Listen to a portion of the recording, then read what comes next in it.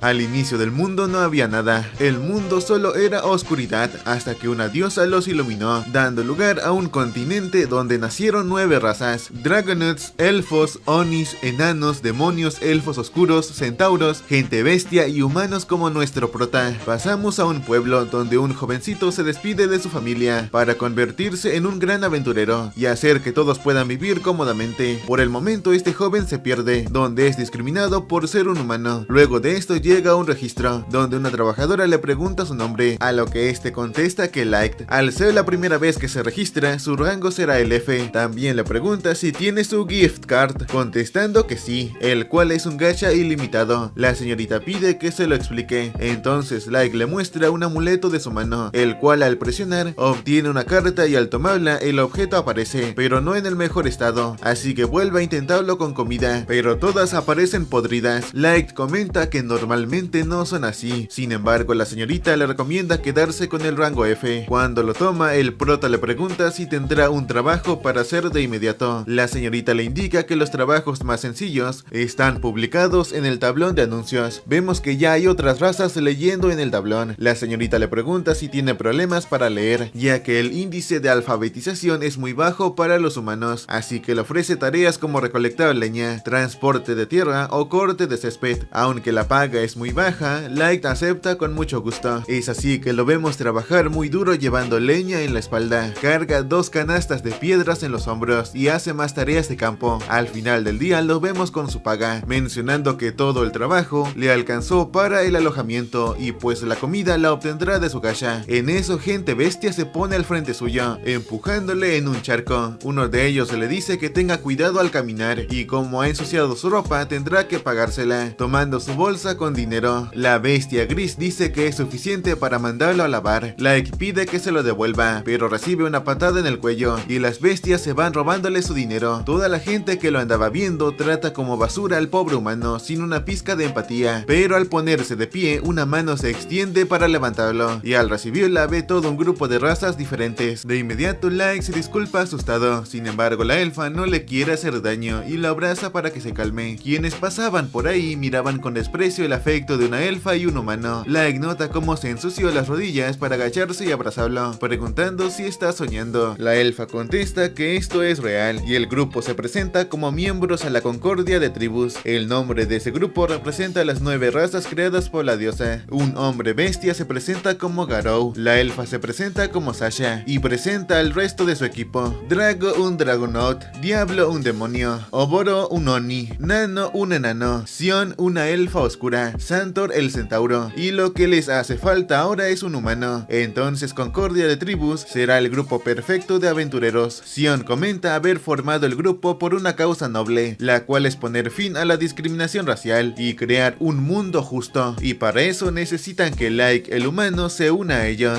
dándole la bienvenida a la Concordia de Tribus, cosa que Like agradece con una gran sonrisa. Al día siguiente el grupo se encuentra en una aventura muy peligrosa, donde Like está a punto de ser devorado, pero Drago lo protege. Sasha le avisa que se agache, dándole una flecha a la bestia detrás suyo. Al terminar le dice a Like que no puede quitarle los ojos de encima, regañándolo porque se distrae y recordándole que están en la mazmorra más grande y difícil del mundo, el abismo. Like se disculpa y la elfa revisa que no esté herido. En eso el grupo se acerca, molestándola porque lo mira de nuevo, además que se sonroja al estar cerca de Light. La elfa niega todo avergonzada y explica que solo no quiere que la imagen del grupo se arruine por perder a un miembro, pero nadie le cree. En eso Drago le dice que no se preocupe, ya que el té que prepara es maravilloso y eso es más que suficiente, así que se ponen en marcha. Luego de un rato se topan con una pared, suponiendo que llegaron al límite de la cueva, a lo que Drago dice que en ese caso este será un buen lugar, viendo la cara de todo el equipo, los cuales con una mirada fría parecen tramar algo. Like entiende esto como un tiempo de descanso, así que se dispone a preparar el té. En eso que alistaba las tazas, Drago se acerca. Like se disculpa pidiendo que esperen un poco más, pero este le dice que no es necesario, desterrándolo ahí mismo del grupo. Like no entiende nada, así que Drago se lo vuelve a repetir: estás desterrado del grupo. El humano sigue sin entender a qué se refiere con desterrar. Garou le deja en claro que lo están sacando del grupo. Like pide una explicación, pero Garou solo dice que ya no le sirve. Sasha dice que es tan malditamente estúpido que la saca de quicio. Sion se pregunta pregunta si es por la falta de células cerebrales o porque es un humano. Nano expresa que por fin se desharán de esta basura. El centauro, demonio y el Oni exclaman que ya no soportan su olor. Light sigue sin creer todo esto, preguntando si acaso están bromeando. Sasha se ríe por creer que tiene tanto tiempo libre para venir aquí solo por una broma. El joven no lo entiende, porque antes eran tan amables con él. Garou dice que solo fingían, cuestionando el por qué pensó que lo querían en su grupo. Drago explica que esto es por su gift card, refiriéndose a su gacha ilimitado. Sus superiores notaron lo peculiar de su gift y sospecharon que podría ser un maestro. Por eso mismo lo invitaron a la concordia de tribus para vigilarlo de cerca. Para Light esto sigue sin tener sentido, pues ya vieron que su gacha ilimitado es un gift inútil que no hace nada, y sus estadísticas humanas son igual de ordinarias, así que sus superiores han decidido que no puede ser un maestro, lo que significa que ahora solo es un lastre. Sion menciona que habría sido mejor si el alto mando se decidía más rápido. Para Sasha es un alivio, ya que le da escalofríos casarse con alguien muy inferior. Light pregunta a qué se refieren con maestro y alto mando. Drago le dice a Garou que habló demasiado, pero esto le da igual, pues el humano no hablará por mucho tiempo, así que Drago le ordena que acabe con él antes de que aparezcan otros aventureros. Nuestro Light queda frío al escuchar esto, viendo a todos con una expresión fría y malvada. Drago repite la orden que le dieron: eliminar cualquier problema potencial de raíz, no lo dejes vivir, así que lo van a desterrar de la existencia. Garou empieza la fiesta sacando sus garras y cortando la cara de Light. Al ver su sangre queda paralizado y empieza a correr del miedo. Garou se ríe advirtiendo que terminará siendo carne picada por cualquier monstruo del abismo, pero vemos como Sasha ya lo está apuntando con su arco, atravesando su pierna. Light grita del dolor, lo que para ellos solo es la parte favorita de cazar humanos. Garou de una patada lo levanta del suelo y lo vuelve a golpear. Drago le dice que ya es suficiente, pues acordaron que la historia de su muerte sería el ataque sorpresa de un monstruo, y si le deja moretones contradice la historia. Garou agradece por el espectáculo que le dio, mientras que el prota se arrastra, repitiendo que no quiere morir. Se pregunta por qué le pasa esto. Extendiendo su mano, grita que quiere vivir, provocando que un símbolo aparezca en el suelo. Drago lo reconoce como un círculo de teletransportación, diciéndole a Garou que lo mate de inmediato. Sin embargo, Light desaparece. Al teletransportarse, Light mira dónde está. Supone que fue llevado a otro lugar de la mazmorra. Se dice a sí mismo que da igual lo que haga, pues si llegase a encontrarse con uno de los monstruos de ese lugar, está seguro que acabará muerto. Lleno de miedo, empieza a decir que extraña a su familia. Se pregunta por qué pasó todo eso si al principio lo trataron bien y le mostraron bondad. Dejándose llevar por la ira y el rencor, se dice a sí mismo que todo fue una farsa, que simplemente lo engañaron para que se uniera a una expedición a la mazmorra y que luego lo intentaran matar, mandando todo al diablo, y negándose a morir en ese lugar, jura que saldrá vivo para matarlos a todos y arrancarles las entrañas. De pronto escucha el rugido de un monstruo detrás suya. Al voltear la mirada se encuentra con un monstruo nivel 1000. Desconcertado, se pregunta cómo es posible encontrarse con ese tipo de monstruo del que solo se escucha en cuentos populares. Al borde de la desesperación, se pregunta si acaso lo teletransportaron hasta la parte más profunda del abismo. En ese instante, aquella bestia rocosa se va acercando lentamente. Nuestro protagonista se arrastra hacia atrás diciendo que no quiere morir. En un intento de salvarse, saca su gacha ilimitado. Empieza a buscar entre tantas opciones, mientras dice que no quiere morir sin antes ver a su familia y vengarse de quienes lo trataron como basura y lo mandaron al infierno. Como si se tratase de un milagro, aquel artefacto crea un círculo mágico enorme y se empieza a transformar. Light se muestra desconcertado, y justo cuando aquella gigantesca bestia con cola de serpiente se lanza a atacar, es que del artefacto se crea una carta, la cual le afirma no tener piedad por quienes amenacen a su amo, sin importar si es un cachorrito como esa bestia. Mantos blancos cubren a la bestia, y al mismo tiempo una mujer vestida de sirvienta hace su aparición en el lugar. Aquella misteriosa mujer corta en pequeños trozos a la poderosa bestia de nivel 1000 con facilidad. Seguido de esto, con un solo movimiento de mano, desaparece todos los restos y humo del lugar. Voltea a ver a nuestro prota y acercándose se arrodilla, pone su mano en la mejilla de Light y de esta manera le cura las heridas por completo. Procede a disculparse, mencionando que no pudo soportar ver su apuesto rostro y su hermosa piel marcada por tan terribles heridas, y que por eso mismo decidió hacerse cargo de cuidarlo. Light mira su pierna y viendo que no tiene la herida que le causó el anterior ataque, queda asombrado. Se levanta diciendo con asombro que no le duele. En eso la mujer lo llama amo. Nuestro prota, confundido, le pregunta si le está hablando a él. La mujer se lo confirma y le pregunta si podría concederle el honor de escucharlo pronunciar su nombre con esa encantadora voz. Light lo hace y le dice su nombre. Al escucharlo, la mujer lo llama Amo Light y afirma que ese nombre suena tan majestuoso y celestial. Además, le menciona que según el código de honor de las criadas, está obligada a su amo, vivir al servicio de ellos, comprometida hasta el punto de la muerte, y por esto mismo le jura lealtad absoluta. Light se mantiene confundido, así que le pregunta quién es exactamente. La sirvienta, habiendo interpretado esto como permiso para decir su nombre, se presenta como Mei, la maid siempre en búsqueda y de nivel 9999. Menciona que es una carta super ultra rara que provino de su gacha ilimitado. Agrega que como aves en el cielo que se alzan ala a ala, como árboles en tierra cuyas ramas se entrelazan, ella permanecerá ligada a él incluso más allá de la tumba. Light, dirigiéndose a ella como señorita, le afirma que eso es imposible, pues tiene entendido que su gacha ilimitado es básicamente inútil, así que no hay forma de que alguien tan increíble como ella haya salido de él. La mujer, recalcándole que solo es una doncella, le pide que la llame Mei. Sin embargo, Light se niega. Esto pone triste a Mei, quien estando a punto de llorar le suplica que lo haga. Siendo así, nuestro prota lo hace, cosa que la alegra. Estando motivada, le pregunta si le podría conceder otra de sus humildes peticiones. Light acepta esto. Entonces Mei le pregunta si le puede conceder su permiso para usar su habilidad de evaluación para revisar los detalles más finos de su gacha ilimitado. Nuestro prota, llamándola por su nombre, le pregunta si es realmente evaluación su gift. Mei se lo confirma y aclara que es una de sus habilidades innatas. Por esto mismo le pide que la deje evaluarlo, pues considera inconcebible que su gift sea inútil. Light termina aceptando y de este modo Mei empieza con la evaluación. Al inspeccionar sus habilidades, queda asombrada. Le menciona que sus habilidades están ocultas bajo una pesada capa de ocultar, así que era imposible que alguien que no esté a su nivel vea siquiera los detalles. Soltando un suspiro, le asegura que su gacha ilimitado está lejos de ser inútil. Light le pregunta a qué se refiere. Entonces Mei le explica que su gift, gacha ilimitado, se puede usar un número infinito de veces, que las probabilidades y rarezas de las cartas que produce varían según la densidad de maná circundante. Detalla que las rarezas, empezando desde la más alta, son extra, super ultra rara,